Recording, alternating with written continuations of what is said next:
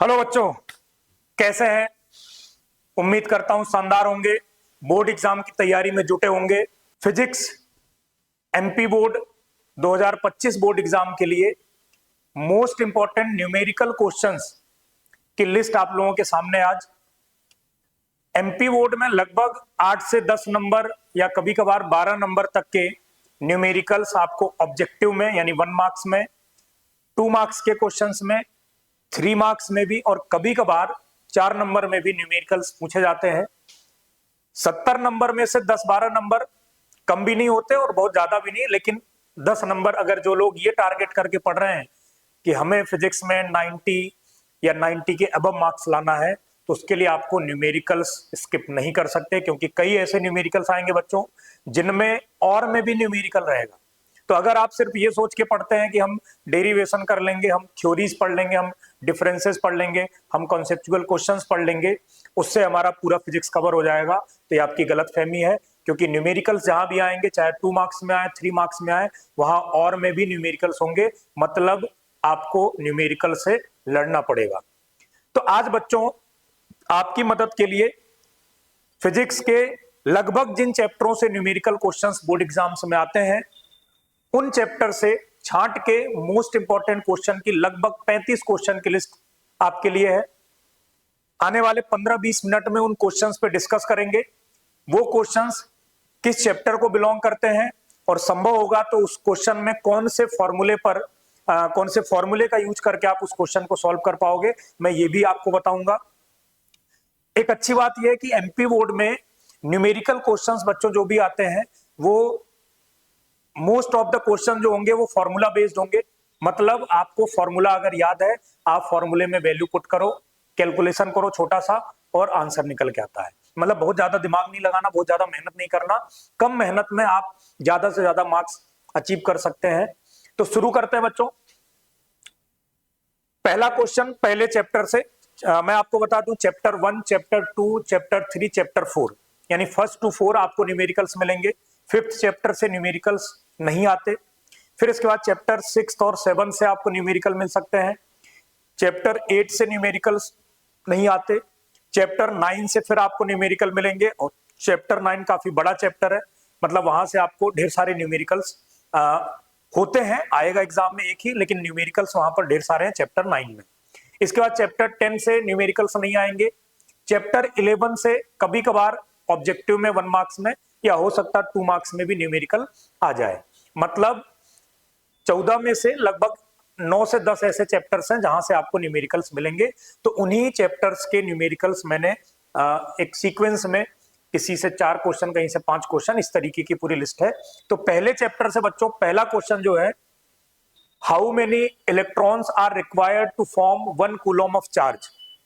1 coulomb charge को बनाने के लिए, यानी कि किसी बॉडी पर 1 कूलम चार्ज प्रोड्यूस हो जाए, इसके लिए कितने इलेक्ट्रॉन्स की रिक्वायरमेंट होगी, मतलब कितने इलेक्ट्रॉन्स एक बॉडी से दूसरे बॉडी में ट्रांसफर हो रहे हैं। अच्छा, इस तरह के और भी क्वेश्चंस बुक्स में या जहां से भी आप स्टडी कर रहे हैं वहां पर आपको मिल सकते हैं। तो ऐसा नहीं कि आप ये क्वेश्चन करो, इससे आपको आइडिया लग जाएगा किस तरह के क्वेश्चन कैसे सॉल्व करना है। फिर इसके जैसे और भी क्वेश्चन जिसमें आपको वैल्यू बदल बदल के, जैसे यहाँ 1 कूलम है तो कभी कहीं लिखा हुआ है कि 25 कूलम में कितने इलेक्ट्रॉन्स होंगे, कहीं पर लिखा 100 माइक्रो कूलम में कितने इलेक्ट्रॉन्स होंगे, तो आप उसको भी सॉल्व कर सकते हो। तो क्वांटाइजेशन ऑफ चार्ज Q बराबर NE, ये कॉन्सेप्ट लगता है, ये फॉर्मूला लगता है इसमें, और N की वैल्यू आपको निकालना रहता है। Q equals to NE, Q की वैल्यू 1 कूलम, N आपको फाइंड करना है E 1.6 into 10 to the power minus 19 coulomb. ये वैल्यू पुट करके आप आंसर निकाल लेंगे। सेकेंड क्वेश्चन है बच्चों, the charge on 2 small spheres kept at distance 30 centimeter apart in air are 2 into 10 to the power minus 7 coulomb and 3 into 10 to the power minus 7 coulomb. Calculate force acting between them. दो charge है, point charges हैं, जिनकी values आपको given है। उन दोनों के बीच में सेपरेशन यानी डिस्टेंस कितना वो आपको गिवन है। आपको फॉर्मूला लगाना कूलम्स लॉ, और आंसर आपको मिल जाएगा। थर्ड क्वेश्चन है बच्चों, you are given 3 capacitors, chapter 2 से। चैप्टर 2 से ये क्वेश्चन है बच्चों, आपको 3 कैपेसिटर्स गिवन है, तीनों की कैपेसिटी 4 माइक्रोफैरड है। अब आपसे क्वेश्चन में पूछा क्या गया है, how they will be combined to obtain resultant capacity of 6 microfarad. उन तीनों कैपेसिटर्स को किस तरीके से सीरीज में, पैरेलल में या फिर मिक्स्ड कॉम्बिनेशन में कैसे कंबाइन करें कि जो ओवरऑल यानी कि रिजल्टेंट कैपेसिटी है वो 6 माइक्रोफेरेड आ जाए। तो ये भी फॉर्मूला बेस्ड क्वेश्चन है, इसमें जरूर थोड़ा सा आपको एफर्ट लगाना पड़ेगा और इस तरह के और भी कई क्वेश्चंस आपको बुक्स में मिलेंगे। तो आप ये क्वेश्चन पहले सॉल्व करिए, प्रैक्टिस होगी, फिर इस तरह के एक दो क्वेश्चन आप चाहें तो और स्टडी कर सकते हैं। अगला क्वेश्चन है fourth, calculate the equivalent capacitance between points A and B of the circuit shown in the figure. ये जो डायग्राम बना हुआ बच्चों, इसमें 4 कैपेसिटर्स हैं, चारों की वैल्यूज यहां पर आप कोई वैल्यू ले लो। इस तरह से एक सर्किट है, यहां मिस हो गया लिखने में, 2, 3, 1.8 कुछ वैल्यू यहां पर होगी, मतलब अलग अलग कैपेसिटेंस के कुछ कैपेसिटर्स इस तरीके से सर्किट बनाकर आपको गिवन होंगे, जिसमें कहीं 2, कहीं 3, कहीं 4 कैपेसिटर्स लगे होंगे, कुछ सीरीज में होंगे, कुछ पैरेलल में होंगे। तो सीरीज और पैरेलल कॉम्बिनेशन के जो फॉर्मूले हैं उनका यूज करके आप इस तरह के सर्किट्स की भी स्टडी कर सकते हैं। ये क्वेश्चंस भी बोर्ड एग्जाम में आते रहे। क्वेश्चन नंबर 5 है बच्चों, the resistivity of nichrome is 100 micro ohm centimetre. Nichrome की रेसिस्टिविटी आपको गिवन है। What length of wire of diameter 0.2 mm is required to form a coil of resistance 20 ohm। यानी wire की थिकनेस गिवन है, length आपसे पूछ रहे हैं और रेसिस्टेंस हमें चाहिए 20 ओम का। यहां पर आप फॉर्मूला लगाएंगे R is equal to rho L by A। इस फॉर्मूले से आप L की वैल्यू निकाल पाएंगे। सिंपल क्वेश्चन है, formula based question, third chapter से, चैप्टर थर्ड से ही छठा क्वेश्चन है बच्चों। A wire is stretched such that its length becomes twice। एक वायर को इस तरीके से खींचा गया, उसकी लेंथ डबल हो गई, यानी उसका लेंथ जो है वो बढ़ के 2 टाइम्स हो जाती है। तो आपसे पूछ रहे हैं what will B it's new resistance if it's initial resistance is 4 ओम। अच्छा, शुरू में उस वायर का जो रेसिस्टेंस है वो 4 ओम है, लेंथ डबल करा गया स्ट्रेच करके, तो ऑब्वियसली रेसिस्टेंस बढ़ेगा। कई लोगों को ऐसा लगे सर कि रेसिस्टेंस डबल हो गया, सॉरी लेंथ डबल हो गया तो रेसिस्टेंस भी 2 टाइम्स हो जाएगा, बट ऐसा नहीं है, आप सॉल्व करोगे आंसर आएगा। तो ये भी अच्छा, ये काफी फेवरेट क्वेश्चन है, कई बार बोर्ड एग्जाम में इसके जैसे या यही क्वेश्चन आ चुके हैं, तो आप इसको जरूर करें, इसको स्किप नहीं करना। क्वेश्चन नंबर 7 है बच्चों, compare the resistance of 2 bulbs of 50 watt and 200 watt if they are at the same voltage. 2 bulb हैं, एक 50 वॉट का है, एक 200 वॉट का है, इनको एक ही वोल्टेज पर ऑपरेट करा जा रहा है। इनके जो रेसिस्टेंसेज होंगे उनको कंपेयर करना, यानी एक तरीके से आप बोल सकते हो रेशियो निकालना है। तो दोनों बल्ब के रेसिस्टेंस का रेशियो फाइंड करना है, उनके जो वोल्टेज है यानी जो पावर है वो आपको गिवन है। यहाँ वैल्यू चेंज करके और भी क्वेश्चंस बनाए जा सकते हैं, जैसे कि 100 वॉट और 400 वॉट के रेसिस्टेंस को कंपेयर करने बोले, 100 300 दे दें, 50 200 दे दें, 50 100 दे दें, मतलब इस तरीके के क्वेश्चंस बनाए जा सकते हैं वैल्यू चेंज कर करके। अगला क्वेश्चन बच्चों, a light bulb is rated as 200 watt at 220 volt supply, find the resistance of bulb. अच्छा, यहां पर एक बल्ब है जिसका वॉट यानी कि पावर 200 है, वोल्टेज 220 पे उसको चलाया जा रहा है, तो आपसे बोल रहे हैं रेसिस्टेंस निकालो। यहां कंपैरिजन करना था, एक ही बल्ब, 2 बल्ब थे उनका रेसिस्टेंस का कंपैरिजन, यहां एक सिंगल बल्ब है उसका रेसिस्टेंस, फॉर्मूला वही लगेगा। और हो सकता है 200 वॉट के बजाय 100 वॉट 220 वोल्ट पे, 50 वॉट 220 वोल्ट पे, और इस तरीके से और भी कई क्वेश्चंस बना। इस तरह के क्वेश्चन ये वॉट वाले, जिसमें रेटिंग देंगे कि भैया ये रेटिंग है, इतने वोल्ट पर इसको चलाया जा रहा है, और फिर करंट पूछा जाएगा कहीं पर आपसे रेसिस्टेंस पूछेंगे। इस तरह के क्वेश्चन पिछले 2-3 सालों में खूब आ रहे हैं, तो आप ये क्वेश्चन भी स्टडी करें। इस टाइप के क्वेश्चन आपको बोर्ड एग्जाम में देखने मिल सकते हैं।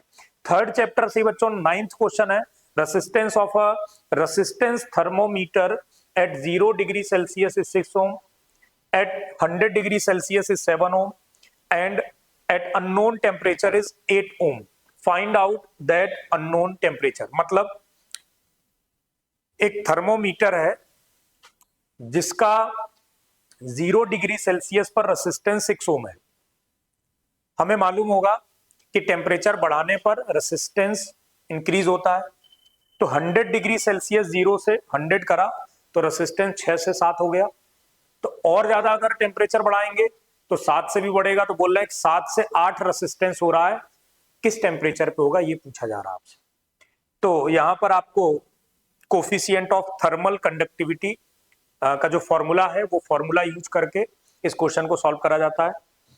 10th क्वेश्चन है बच्चों, battery with internal resistance 1.2 ohm has EMF 6 volt when not in use. If it is connected with a wire, the potential difference across the wire is 4.5 volt. Calculate the resistance of the wire. एक cell है जिसका internal resistance आपको 1.2 ओम given है, 6 volt उसका EMF है, EMF यानी maximum voltage, और EMF existence में रहता तो हमेशा है, लेकिन इस टर्म का ज्यादातर यूज करते हैं जब स्विच ऑफ होता है। तो यहां पर यही लिखा हुआ है कि जब वो सेल यूज में नहीं है तो ईएमएफ 6 वोल्ट आ रहा है और इंटरनल रेसिस्टेंस 1.2 है। बोले कि उसको एक वायर से कनेक्ट करते हैं उस सेल को, तब वायर में जो वोल्टेज प्रोड्यूस होता है उस सेल की वजह से वो 4.5 वोल्ट है। तो आपको उस वायर का रेसिस्टेंस निकालना है।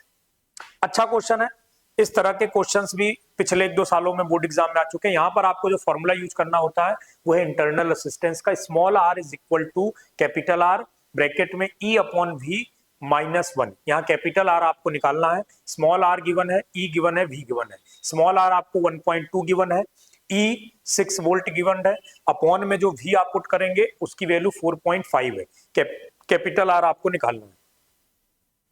11th क्वेश्चन है बच्चों, what will be the resistance of the wire if its length changes to half of its original length and cross sectional area changes to 2 times. यहां पर ये क्वेश्चन था जिसमें लेंथ स्ट्रेच करके डबल करा गया, लगभग उसी से मिलता जुलता और उसी फॉर्मूले पर बेस्ड क्वेश्चन। यहां पर आपको बोला गया है कि लेंथ को जो है हाफ करा गया है और उसके क्रॉस सेक्शन एरिया को डबल करा गया है। तो ऐसा करने पर रेसिस्टेंस में क्या चेंज आएगा, ये आपसे क्वेश्चन पूछा गया है। तो ये 6th क्वेश्चन और 11th ये लगभग एक जैसे मिलते जुलते क्वेश्चंस हैं, और इन तरह के क्वेश्चंस और भी आपको मिलेंगे, आप इनकी प्रैक्टिस करें। इस तरह के क्वेश्चंस भी बोर्ड एग्जाम में आ चुके हैं। क्वेश्चन नंबर 12 है बच्चों, a long straight wire carries. अच्छा, यहां तक अपना चैप्टर 1, चैप्टर 2, चैप्टर 3 कंप्लीट हो गया। 4th चैप्टर से भी न्यूमेरिकल क्वेश्चंस आ रहे हैं पिछले कुछ टाइम से। A long straight wire carries a current of 35 ampere. What is the magnitude of magnetic field at point 20 centimeter from the wire? Straight wire की वजह से मैग्नेटिक फील्ड के लिए फॉर्मूला है B equals to mu naught I divided by 2 pi R. I current होता है इसमें, are distance होता है, बाकी सारे कांस्टेंट है। आपको अगर इस तरह के क्वेश्चन में करंट और डिस्टेंस गिवन है तो आप इजीली फॉर्मूले में वैल्यू पुट करके कैलकुलेशन करके आंसर निकाल सकते हैं। तो यहां पर भी क्वेश्चन में बच्चों आपको करंट की वैल्यू 35 एम्पियर और डिस्टेंस आपको आर की वैल्यू 20 सेंटीमीटर गिवन है। सेंटीमीटर को मीटर में कन्वर्ट करके फॉर्मूले में वैल्यू पुट करो, मल्टीप्लीकेशन डिवीजन करो, आंसर आ जाएगा। और इस तरह के क्वेश्चंस और भी हैं, जैसे मैंने एक लिस्ट में और दे रखा है यहाँ पर 13th question, a long straight wire in the horizontal plane carries a current of 50 ampere in north to south direction। अच्छा, इस क्वेश्चन में करंट की डायरेक्शन की बात नहीं हो रही, यहाँ डायरेक्शन भी आपको गिवन है, वैल्यू आपको गिवन है 50 एम्पियर और वो नॉर्थ से साउथ डायरेक्शन में फ्लो रहा है। तो आपसे पूछ रहे थे find the magnitude and direction. यहाँ पर क्वेश्चन में ऐड करा गया डायरेक्शन भी निकालिए। तो मैग्नेटिक फील्ड की डायरेक्शन निकालने के लिए कुछ रूल्स हैं, तो वो रूल्स अगर आपको आते हैं तो उस रूल से आप डायरेक्शन भी निकाल सकते हैं। फॉर्मूला सेम लगेगा पिछले क्वेश्चन वाला और उसी तरीके से सॉल्व होकर आंसर आ जाएगा।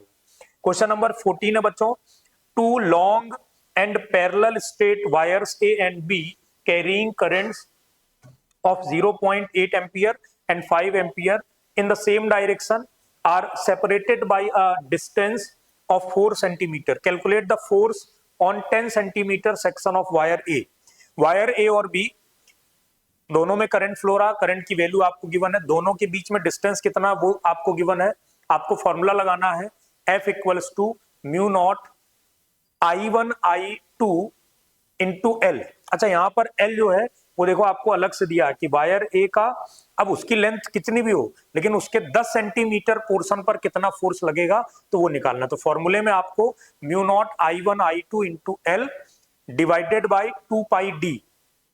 डी का मतलब हो गया उन दोनों के बीच में जो सेपरेशन है, दैट इज 4 सेंटीमीटर, उसको आप मीटर में कन्वर्ट करके वैल्यू पुट करके सॉल्व करेंगे, आंसर आ जाएगा।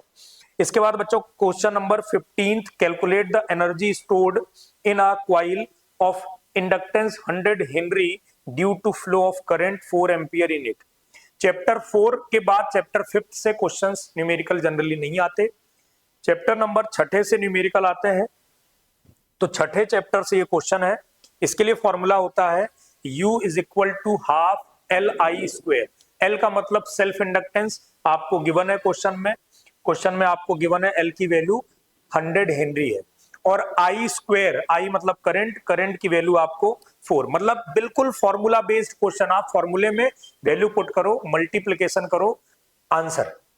तो इस तरीके के क्वेश्चन 2 मार्क्स 3 मार्क्स में आपके बोर्ड एग्जाम में आते हैं। क्वेश्चन नंबर 16 है बच्चों, the self inductance of a coil is 0.4 milli henry, the current flowing in it changes by 1 ampere in 0.1 second, calculate EMF induced. एक कॉइल है जिसका सेल्फ इंडक्टेंस आपको गिवन है 0.4 मिली हेनरी, उसमें जो करंट फ्लो रहा उसकी वैल्यू चेंज करी गई 1 एम्पियर से, मतलब या तो 1 एम्पियर इंक्रीज हो गई होगी या फिर डिक्रीज हुई होगी। कितने टाइम इंटरवल में, तो वो गिवन है आपको 0.1 सेकेंड में। तो आपको ईएमएफ कितना इंड्यूस होगा उस कॉइल में, ये निकाल के बताना है। यहां पर आप फैराडे लॉ लगाएंगे, फैराडे का सेकेंड लॉ, उससे आपका ये क्वेश्चन सॉल्व होगा। क्वेश्चन नंबर 17 है बच्चों, if the magnetic flux linked with a loop is phi equals to 6t square plus 7t plus 1 milliweber, find EMF at t equals to 2 second. यहां पर आपको flux का एक इक्वेशन दिया हुआ है और वो टाइम का फंक्शन है, मतलब वो टाइम के अकॉर्डिंग वेरी कर रहा flux. 6t square 7t plus 1। अब आपको ईएमएफ निकालने के लिए फैराडे का सेकेंड लॉ अगेन यहां यूज करना होगा, E इक्वल्स टू D phi upon D T, मतलब फ्लक्स का जो फंक्शन गिवन है उसको आप डिफरेंशिएट करेंगे विद रिस्पेक्ट टू टी। तो टी यानी टाइम के रिस्पेक्ट में डिफरेंशिएशन करने पर आपको ईएमएफ मिल जाएगा। उसके लिए आप टी की वैल्यू 2 सेकेंड रखेंगे। जब आप इसका डिफरेंशिएशन करोगे तो ये 12t बनेगा, 12t प्लस 7, टी की वैल्यू आप 2 लिखोगे, 12 2 जा 24 प्लस 7 31, बट ये नेगेटिव आएगा। यहां पर नेगेटिव कई लोग मिस कर देते हैं, क्योंकि फैराडे लॉ में जाएंगे तो E इज इक्वल टू होता minus D phi upon D T, और माइनस क्यों आता है कमेंट में बताइए, लेंज लॉ पढ़ा होगा आपने, तो उसके अकॉर्डिंग यहां पर माइनस साइन आता है, क्योंकि ये जो ईएमएफ है ये अपोजिंग नेचर का होता है। ठीक है, question number 18, the peak value of alternating current is 2√2 ampere, find out RMS value of current. Alternating current का पीक वैल्यू दिया है। ऑल्टरनेटिंग करंट जो हमारे घर में करंट आता है इस तरीके से वेरी करता लगातार, इसकी value 0 to maximum, maximum to 0 होती रहती है। तो उसमें जो मैक्सिमम वैल्यू है उसी को पीक वैल्यू बोलते हैं। वैल्यू है उसका 2√2। आपको आरएमएस वैल्यू निकालना है। आई आरएमएस फॉर्मूला होता है I RMS equals to I not upon √2। I not की ही वैल्यू आपको गिवन है 2√2।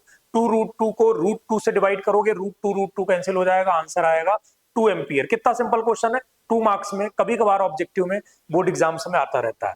फॉर्मूला बेस्ड बिल्कुल। Question number 19, in a transformer the ratio of number of turns in primary and secondary coils is 20:1. If it is operated at 200 volt, then find out voltage obtained across secondary coil. Transformer में 2 coils होते हैं बच्चों, primary और secondary. Primary coil में number of turns और secondary coil में number of turns का ratio आपको गिवन है 20:1। आप बता सकते हैं कौन सा ट्रांसफॉर्मर, स्टेप अप या स्टेप डाउन? अगर आपने ट्रांसफॉर्मर पढ़ा तो आप कमेंट में जवाब देना कि स्टेप अप। यहां पर हालांकि जरूरत नहीं है कि स्टेप अप स्टेप डाउन, आपको तो वैल्यू निकालना है, बट फिर भी अगर ऑब्जेक्टिव में ऐसे क्वेश्चन आ गए, आपको इस तरीके से रेशियो दिया और आपसे पूछा कि कौन सा ट्रांसफार्मर होगा, तो आपको नॉलेज होना चाहिए, कमेंट में जवाब भी देंगे।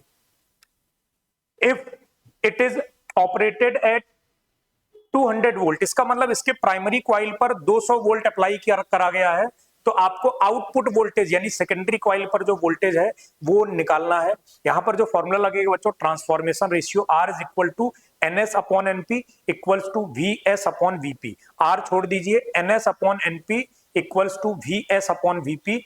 VS सेकेंडरी कॉइल का वोल्टेज वो आपको निकालना है, और डिवाइडेड में VP जो है प्राइमरी कॉइल का वोल्टेज वो आपको गिवन है 200, यानी V अपॉन 200, और इधर रेशियो जो चाहिए रहेगा वो 20/1 है, क्रॉस मल्टीप्लाई करो, आंसर निकल आएगा।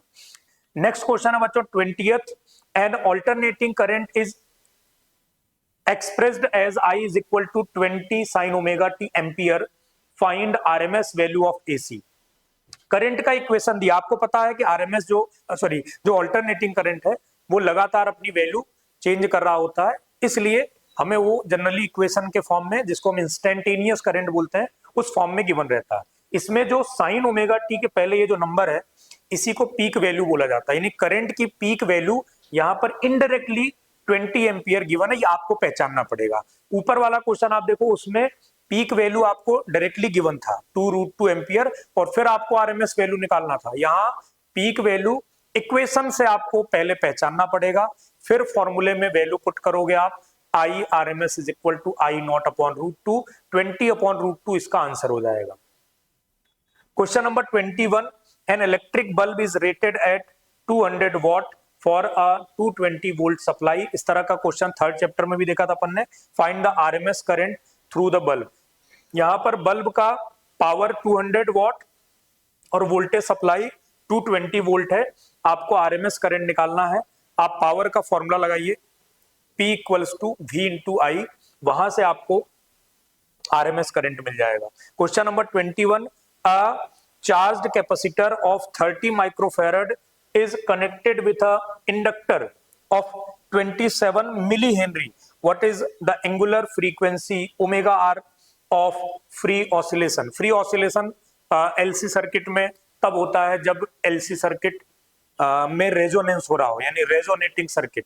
तो यहां पर रेजोनेंस के लिए जो फ्रीक्वेंसी है, उस फ्रीक्वेंसी का फॉर्मूला होता omega r is equal to 1/√L into C. यहां L और C दोनों की वैल्यू आपको गिवन है, मतलब सिर्फ फॉर्मूले में L और C की वैल्यू पुट करना है, मल्टीप्लाई करना, रूट से बाहर निकालना है, डिवाइड करना है 1 में, आंसर। लेकिन एक छोटा सा ध्यान आपको रखना होता, कई बच्चे गलती कर देते हैं। माइक्रोफैरड 10⁻⁻6 का इंटू करके आप इसको फैरड में कन्वर्ट करेंगे। मिली हेनरी के लिए आप 10⁻⁻3 का इंटू करेंगे और वो हेनरी में कन्वर्ट होगा। मतलब ये यूनिट कन्वर्जन करना ना भूलें, क्योंकि कई बार ये छोटी छोटी गलतियां, जहां हम यूनिट्स कन्वर्ट नहीं करते, यूनिट्स पे ध्यान नहीं देते और सीधे फॉर्मूले में वैल्यू पुट करते हैं, तो ये छोटी छोटी गलतियां हम पे भारी पड़ जाती हैं। मतलब मेहनत करने के बाद भी हमें प्रॉपर मार्क्स नहीं मिलते, सिर्फ फॉर्मूले के नंबर मिल जाते हैं। ठीक है बच्चों, नेक्स्ट है 23rd question. A 15 microfarad capacitor is connected to 220 volt 50 hertz source, find the capacitive reactance and the current in the circuit. जिस तरीके से रेसिस्टर में रेसिस्टेंस होता है करंट को अपोज करने के लिए, उस तरीके से कैपेसिटर में कैपेसिटिव रिएक्टेंस और इंडक्टर कॉइल में इंडक्टिव रिएक्टेंस। तो इन दोनों के फॉर्मूले, कैपेसिटिव रिएक्टेंस का फॉर्मूला होता है XC इक्वल्स टू 1/ω_C, और इंडक्टिव रिएक्टेंस को XL से डिनोट करते हैं, इसका फॉर्मूला होता ω_L। इन दोनों ही फॉर्मूले पर कभी कभार न्यूमेरिकल्स आते हैं, तो ये दो न्यूमेरिकल्स 23rd और 24th उन्हीं पर है। यहां पर आपको कैपेसिटिव रिएक्टेंस निकालना और यहां पर आपको इंडक्टिव रिएक्टेंस निकालना है। तो फॉर्मूला बेस्ड ये दोनों क्वेश्चन भी बोर्ड एग्जाम में आ सकते हैं। क्वेश्चन नंबर 25 बच्चों, 5 सेंटीमीटर लॉन्ग ऑब्जेक्ट। यहां से चैप्टर 9 शुरू हो जा रहा है। अभी तक चैप्टर 1, 2, 3, 4, फिर 5th छोड़कर 6th और 7th के न्यूमेरिकल्स की लिस्ट। अब आगे हम लोग डिस्कस करेंगे चैप्टर 9। काफी बड़ा चैप्टर है फिजिक्स में, 4-5 पार्ट्स में डिवाइडेड है और लगभग हर पार्ट में ढेर सारे फॉर्मूले हैं। उन सभी फॉर्मूलों पर न्यूमेरिकल्स आपके बोर्ड एग्जाम में आते रहते हैं, खासकर lens formula, mirror formula, lens maker formula, prism का रिफ्रैक्टिव इंडेक्स, ये सब के ऊपर न्यूमेरिकल्स जनरली ज्यादा आते हैं। तो इन फॉर्मूलों पर ही कुछ न्यूमेरिकल्स की लिस्ट आपके सामने है। चैप्टर 9 से बच्चों पहला क्वेश्चन है, 5 centimetre long object is placed in front of a concave mirror of radius of curvature 40 centimeter. The distance of object from mirror is 40 centimeter. 40 foot. Okay. Find the distance and size of the image. एक concave mirror है जिसका radius आपको given है 40। Radius से आप focal length निकाल लोगे divided by 2। 40 divided by 2 20 centimetre आपको मिल जाएगा focal length. Distance of object from mirror is 40 centimetre. Distance of object को यू से डिनोट करते हैं, यू की वैल्यू आपको 40 सेंटीमीटर गिवन है। और find the distance and size of image. अब देखो यहां पर स्टार्टिंग में आपको 5 सेंटीमीटर ऑब्जेक्ट की भी लेंथ गिवन है, यानी जो इमेज बनेगा उसकी डिस्टेंस मिरर से क्या होगी ये निकालो। ये निकालने के लिए आपको मिरर फॉर्मूला यूज करना पड़ेगा। और साइज ऑफ इमेज यानी H2 या कई जगहों पर H डैश लिखा होता है, इसको फाइंड करने के लिए आपको मैग्निफिकेशन का फॉर्मूला यूज करना पड़ेगा। 9th चैप्टर के न्यूमेरिकल सॉल्व करते समय बच्चों एक चीज आपको हमेशा ध्यान रखनी होती है, जो ज्यादातर स्टूडेंट्स गलती करते हैं, वो है sign convention.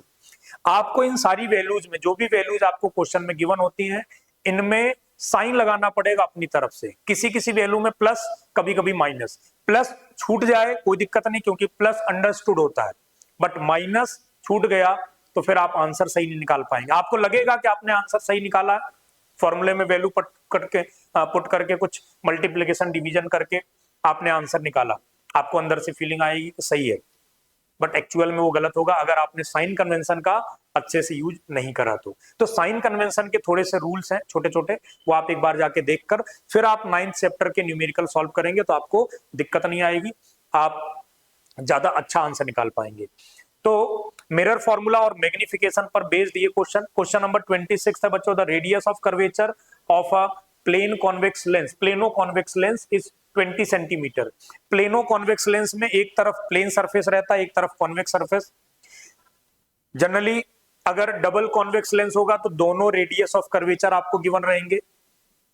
Double concave lens होगा उसमें भी दो रेडियस ऑफ कर्वेचर गिवन होंगे, बट यहां पर एक ही दिया क्योंकि प्लेन सरफेस का रेडियस इंफिनिटी हो जाएगा और जो कॉन्वेक्स है उसका रेडियस 20 हो जाएगा।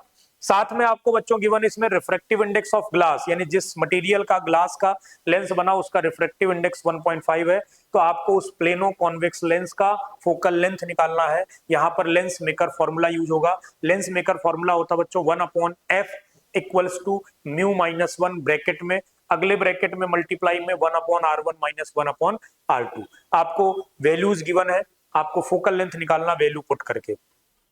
नेक्स्ट क्वेश्चन बच्चों है 27th, the radii of curvature of the faces of double convex. देखो यहां पर प्लेनो कॉन्वेक्स था, यहां डबल कॉन्वेक्स, मतलब इसमें R1 R2 में से एक वैल्यू इंफिनिटी है, दूसरी आपको 20 सेंटीमीटर लेना है। यहां पर डबल कॉन्वेक्स है, मतलब दोनों सरफेसेस कॉन्वेक्स हैं, तो आपको R1 R2 दोनों की वैल्यूज गिवन है, एक 10 सेंटीमीटर और एक 15 सेंटीमीटर है, और उसका फोकल लेंथ भी गिवन है 12 सेंटीमीटर। इसका मतलब रिफ्रैक्टिव इंडेक्स के बारे में चर्चा नहीं हो रही, तो रिफ्रैक्टिव इंडेक्स आपको निकालना होगा। What is the refractive index of glass, मतलब आपको R1 R2 और F तीनों वैल्यूज गिवन है। साइन कन्वेंशन का यूज करते हुए आप वैल्यूज पुट करिए और रिफ्रैक्टिव इंडेक्स म्यू निकालिए। तो लेंस मेकर फॉर्मूला पर ये दोनों क्वेश्चन, ये मिरर फॉर्मूला पर, इन्हीं पर आपको ज्यादा से ज्यादा क्वेश्चन देखने मिलेंगे। एक और टॉपिक है बच्चों जिसमें हमें एक कॉन्सेप्ट सिखाया जाता है कि अगर आप किसी लेंस को किसी लिक्विड में इमर्ज करते हैं, डिप करते हैं, तो कई बार उसका जो नेचर है वो भी बदल जाता है, लेकिन नेचर बदले या ना बदले फोकल लेंथ जरूर बदलेगा, फोकल लेंथ इंक्रीज हो जाएगा अगर आप लेंस को लिक्विड में डिप करते हैं तो उन्हीं के ऊपर क्वेश्चंस बनाएंगे कि नेचर में क्या बदलाव होगा अगर होगा तो, और फोकल लेंथ कितना हो जाएगा। क्वेश्चन देखिए, A convex lens has 20 centimetre focal length in air. Air में कॉन्वेक्स लेंस का जो फोकल लेंथ है वो 20 सेंटीमीटर गिवन है आपको। तो आपसे पूछा गया what will B it's focal length in water, water के अंदर उसका फोकल लेंथ क्या हो जाएगा। लेंस ग्लास का बना हुआ है तो उस ग्लास का refractive index with respect to air 1.5 दिया है, और उस ग्लास के लेंस को हम पहले एयर में रखते हैं फिर उसको डिप करते हैं वाटर में, तो वाटर का with respect to air refractive index 1.33 दिया। इन दोनों वैल्यूज का यूज होगा। फॉर्मूला बेस्ड क्वेश्चन है, फॉर्मूला आपको याद होना चाहिए, तो आप इसके लिए जो टॉपिक है वो सर्च करेंगे, when a liquid is emerged, when a lens is emerged in a liquid then what will change in its focal length, ऐसा आपको कोई टॉपिक मिलेगा, वहां पर जाकर आप फॉर्मूला देखिए, वैल्यू पुट करिए, आंसर निकलेगा। 29th क्वेश्चन है बच्चों, ये ऐसे क्वेश्चंस मैंने देखे 10 साइंस में भी आपको मिलेंगे। हाँ, ये है कि ऐसे क्वेश्चन आपको 12th एमपी बोर्ड में भी एक दो बार पूछे गए हैं, तो आप इसकी भी स्टडी करेंगे। The refractive index of glass and water are 3/2 and 4/3, find the ratio of velocity of light in glass and water. Glass और वाटर में लाइट की जो स्पीड होगी उसका रेशियो निकालना है, किस बेस पर, उनने आपको रिफ्रैक्टिव इंडेक्स दे रखा दोनों का, ग्लास के लिए भी और वाटर के लिए भी। तो यहां पर रिफ्रैक्टिव इंडेक्स का वो फॉर्मूला जो वेलोसिटी के टर्म में होता है, वेलोसिटी के फॉर्म में होता है, उस फॉर्मूले का यूज करके आप इस क्वेश्चन को सॉल्व कर पाएंगे। और इस तरह के छोटे छोटे और भी कई क्वेश्चंस बनते हैं जहां पर किसी मीडियम में वेलोसिटी दी रहेगी, दूसरे मीडियम में वेलोसिटी पूछेंगे, तो रिफ्रैक्टिव इंडेक्स, स्नेल्स लॉ, इन सब क्वेश्चन टॉपिक्स का यूज करके, फॉर्मूलों का यूज करके ऐसे क्वेश्चन सॉल्व होते हैं, बोर्ड एग्जाम में आते रहते हैं, तो आपको इनको भी ध्यान से पढ़ना है। 30th question, two thin lenses of power 12D and -2D are placed in contact, find power, focal length and nature of combination। दो लेंसेज का कॉम्बिनेशन है जिसमें एक लेंस का पावर -12 डायोप्टर है, सॉरी +12 डायोप्टर, और दूसरे का -2D। अच्छा, इस क्वेश्चन में वैल्यूज चेंज करके भी आ सकती है। अब आपसे बोले दोनों लेंसेज को कंबाइन करा गया, कॉम्बिनेशन जो बन के आया उसका पावर कितना होगा, कॉम्बिनेशन का फोकल लेंथ कितना होगा, और जो कॉम्बिनेशन वाला लेंस बना सिंगल लेंस वो नेचर में कैसा होगा, यानी कॉनकेव होगा कि कॉन्वेक्स होगा, ये बताओ। अच्छा, नेचर तो आप सिर्फ वैल्यू देखकर भी बता सकते हो, कमेंट में बताइए। 12 पॉजिटिव है, 2D नेगेटिव है। पॉजिटिव पावर कॉन्वेक्स लेंस का होता है, नेगेटिव पावर कॉनकेव लेंस का होता है। तो जब दोनों को आप ऐड करेंगे फॉर्मूला होता है total power P = P1 + P2। Algebraic sum होगा, P1 प्लस में लेना, P2 माइनस में लेना है, तो 12 - 2 होगा, प्लस 10D बचेगा, मतलब जो अल्टीमेट पावर आएगा P वो पॉजिटिव आएगा। पॉजिटिव पावर कॉन्वेक्स लेंस का होता है, इसका मतलब नेचर यहां पर कैसा होगा, कॉन्वेक्स होगा। ठीक है, बाकी कैलकुलेशन आपको करने पड़ेंगे पावर निकालने के लिए, फोकल लेंथ निकालने के लिए। क्वेश्चन नंबर बच्चों 31, ये भी 9th चैप्टर से है, सॉरी ये हाँ 9th चैप्टर के क्वेश्चन आपके पुराने पेजेस पे, पुराने पेज पर था, 25 से लेकर 30th ये सारे क्वेश्चन। इसके बाद 31 यहां से कुछ क्वेश्चन कभी कभार चैप्टर 11 से भी आता, डुअल नेचर ऑफ लाइट। वहां से पहला क्वेश्चन है बच्चों, monochromatic light of frequency 6 × 10⁻14 hertz is produced by a laser. एक लेजर से एक लाइट निकाली गई, मोनोक्रोमेटिक यानी सिंगल कलर की लाइट, और उसकी फ्रीक्वेंसी आपको गिवन है 6 × 10⁻14 हर्ट्ज। ठीक है, तो आपसे पूछ रहे हैं कि उस लाइट में जो लाइट की बीम जो वहां से निकल रही लेजर से, उसमें जो फोटॉन्स होंगे, हमें पता होगा लाइट फोटॉन से ही मिलकर बनते हैं। फोटॉन क्या होते हैं, लाइट जो है वो एनर्जी के छोटे छोटे बंडल से मिलकर बनता, उन बंडलों को, उन पैकेट्स को बोलते हैं फोटॉन। और एक फोटॉन की जो एनर्जी होती है E = h/nu, h Planck's constant, ये आपको जनरली गिवन होगा कांस्टेंट्स की लिस्ट में या क्वेश्चन के आगे ब्रैकेट में, और न्यू मतलब उसमें फ्रीक्वेंसी है, फ्रीक्वेंसी आपको गिवन है, यानी प्लैंक्स कांस्टेंट गिवन होगा अलग से, फ्रीक्वेंसी क्वेश्चन में गिवन है, दोनों का मल्टीप्लाई करो, फोटॉन की एनर्जी निकल आएगी। मतलब फॉर्मूला बेस्ड क्वेश्चन 2 मार्क्स के लिए एक अच्छा क्वेश्चन। 32nd क्वेश्चन है, the work function of a metal is 0.1 electron volt, find out the threshold frequency of metal for photo electric emission. एक मेटल का वर्क फंक्शन 0.1 इलेक्ट्रॉन वोल्ट है, threshold frequency पूछ रहे हैं, work function phi naught is equal to H nu naught, ऐसा एक फॉर्मूला। यहां न्यू नॉट को बोलते हैं threshold frequency, H again Planck's constant, nu not आपसे पूछ रहे हैं एच अपॉन में ले जाओ, phi naught upon H. Phi naught क्या है, वर्क फंक्शन गिवन है, और एच प्लांक्स कांस्टेंट आपको अलग से गिवन होगा, दोनों को डिवाइड करो, थ्रेशोल्ड फ्रीक्वेंसी आ जाएगा।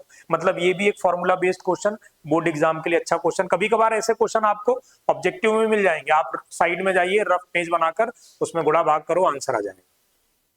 अगला क्वेश्चन है बच्चों 33वां question, find the energy of photon of wavelength 4000 angstrom. Photon की एनर्जी के लिए फॉर्मूला है E equals to H nu in the form of frequency, दूसरा होता है E equals to H C upon lambda. Lambda यहां पर वेवलेंथ है, वो गिवन है आपको। H क्या है, प्लांक्स कांस्टेंट अगेन। C इसमें नया आएगा, स्पीड ऑफ लाइट, वैल्यू होती 3 × 10⁸ मीटर पर सेकेंड, यानी प्लांक्स कांस्टेंट, H की वैल्यू, C की वैल्यू और लेमडा आपको गिवन है उसकी वैल्यू, मल्टीप्लाई करो, डिवाइड करो, फोटोन की एनर्जी आ जाएगी। ऐसे क्वेश्चंस भी आपको ऑब्जेक्टिव में और 2 मार्क्स में मिल सकते हैं। तो बच्चों यहां तक जो 11th चैप्टर तक से जो न्यूमेरिकल्स आते थे उनकी पूरी लिस्ट थी। 33 क्वेश्चन हो रहे हैं, तो मैंने सोचा 2 और ऐड करें, 35 हो जाएंगे, सुनने में अच्छा लगेगा। 35 क्वेश्चन इंपॉर्टेंट क्वेश्चन न्यूमेरिकल्स के। तो 2 क्वेश्चन मैंने अलग से छाटे, ये शायद चैप्टर 9 से है, देखते हैं। 34th है द मैग्नीफाइंग पावर। आपने पढ़ा होगा चैप्टर 9 में ऑप्टिकल इंस्ट्रूमेंट्स, जिसमें आपको माइक्रोस्कोप, टेलीस्कोप से रिलेटेड चीजें हैं, वहां पर भी फॉर्मूले हैं, कभी कभार उनसे भी छोटे छोटे क्वेश्चन बनते हैं। एक क्वेश्चन है आपके सामने, ये अभी 2-3 साल पहले बोर्ड एग्जाम में आया था, the magnifying power of objective lens of a compound microscope is 8 if the magnifying power of compound microscope is 32, then calculate magnifying power of eyepiece lens of compound microscope। compound microscope में 2 lenses होते हैं, object की तरफ वाले lens को objective lens बोलते हैं, image की तरफ या आंखों की तरफ जो लेंस होगा उसको हम लोग बोलेंगे आई पीस। यहां पर आपको ऑब्जेक्ट जो कंपाउंड माइक्रोस्कोप है उसका मैग्नीफाइंग पावर दिया हुआ है 32, और फिर इसके बाद 8 जो वैल्यू है ये ऑब्जेक्टिव लेंस के लिए है, और आई पीस का मैग्नीफाइंग पावर पूछ रहे हैं। कौन सा फॉर्मूला लगेगा, M equals to MO into ME। MO का मतलब magnifying power of objective, given है आपको 4, ME आपको निकालना है।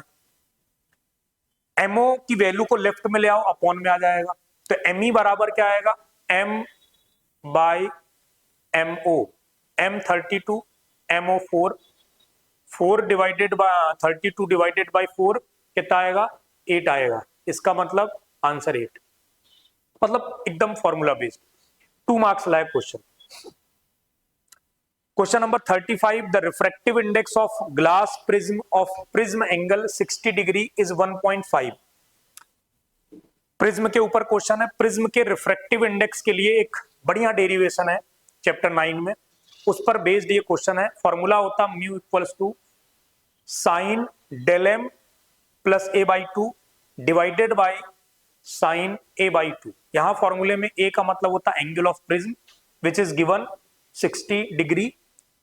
म्यू जिसका फॉर्मूला होता है उसकी भी वैल्यू गिवन है 1.5। आपसे पूछ क्या रहे हैं कि मिनिमम डेविएशन की कंडीशन में एंगल ऑफ मिनिमम डेविएशन यानी डेल एम निकालो। तो अब आप सब वैल्यूज अगर उस फॉर्मूले में पुट करोगे, ए की वैल्यू और म्यू की वैल्यू, 3 ही अननोन है उसमें, ए, म्यू और डेल एम, तो आपको डेल एम निकल आया, ठीक है। सेकेंड, फिर angle of incidence, Snell's law होता mu equals to sine I upon sine R, तो आई की जगह ही हम लोग लिखते हैं del M plus A upon 2। इसका मतलब एंगल ऑफ इंसिडेंस आई का फॉर्मूला होगा del M plus A by 2। Del M आप पहले में निकाल चुके हो, ए आपको गिवन है, दोनों को ऐड करके 2 से डिवाइड करो, आई मिल जाएगा। फिर अपॉन में फॉर्मूले में रहता बच्चों साइन a/2। a/2 वो एंगल ऑफ रिफ्रैक्शन की जगह आता है, आर की जगह, यानी आर बराबर होता a/2। ए आपको गिवन है 60/2 30, यानी एंगल ऑफ रिफ्रैक्शन 30 आ जाएगा। तो angle of incidence, angle of refraction ये निकल गया। फिर लास्ट पूछ रहा है एंगल ऑफ इमरजेंस, जिसको हम I2 या E से लिखते हैं डायग्राम में। मिनिमम डेविएशन के लिए एंगल ऑफ इंसिडेंस और एंगल ऑफ इमरजेंस सेम होते हैं, मतलब I1 इक्वल्स टू I2। अब क्योंकि आप एंगल ऑफ इंसिडेंस निकाल चुके होंगे तो वही सेम वैल्यू आपको लिख देना है एंगल ऑफ इमरजेंस में। चारों में से कोई जरूरी नहीं चारों आपसे पूछे, कोई 2 या 3 यहां से पूछे जा सकते हैं इसमें से। तो बच्चों इस तरह के न्यूमेरिकल्स आपके बोर्ड एग्जाम में आते रहे हैं, आ सकते हैं। अगर ये 35 क्वेश्चन आप लोग स्टडी करते हैं, इस पे काम करते हैं, इनसे रिलेटेड जो भी फॉर्मूले हैं उनको याद कर लेते हैं, तो मैं आपसे वादा करता हूं कि आपको बोर्ड एग्जाम में जितने भी न्यूमेरिकल्स आएंगे आप सारे न्यूमेरिकल सॉल्व कर पाएंगे। कम से कम फॉर्मूला तो लिख पाएंगे। फॉर्मूला लिखने का भी 1 मार्क्स मिलता है, यानी स्टेप मार्किंग में भी आपको नंबर मिलेंगे। तो आपसे न्यूमेरिकल्स नहीं छूटेंगे। इस तरीके से आपकी एक पूरी तैयारी होगी। बच्चों मैंने 4 मार्क्स के इंपॉर्टेंट क्वेश्चन की लिस्ट, 3 मार्क्स के इंपॉर्टेंट क्वेश्चन की लिस्ट, 2 मार्क्स के इंपॉर्टेंट क्वेश्चन की लिस्ट और आज न्यूमेरिकल्स के जो भी इंपॉर्टेंट टॉपिक्स या क्वेश्चन हो सकते हैं उनकी लिस्ट आपके सामने रखी। ये चारों वीडियोज अगर आप पूरा देखते हो और उस पर पूरा आप स्टडी करते हो, काम करते हो, इन सभी को तैयार करते हो, तो आप लगभग 100% फिजिक्स तैयार कर चुके होगे, क्योंकि ये सब पढ़ने के बाद ऑब्जेक्टिव आपसे अपने आप बन जाएंगे। तो अच्छी शुभकामनाओं के साथ कोशिश करेंगे ऑब्जेक्टिव के लिए भी कुछ इंपॉर्टेंट टॉपिक्स, कुछ नोट पॉइंट्स आपके लिए लेके आए जिससे आपको ऑब्जेक्टिव में भी हेल्प मिले। जिस तरीके से 5 कैटेगरीज में 1 मार्क्स, 2 मार्क्स, 3 मार्क्स, 4 मार्क्स और न्यूमेरिकल्स पूरा एक कंप्लीट आप लोगों के लिए प्लेलिस्ट हो जाएगा, जिसको आप पूरा स्टडी करेंगे तो आप 100% तैयारी कर पाएंगे। ऑल द बेस्ट बच्चों, थैंक यू, नमस्कार।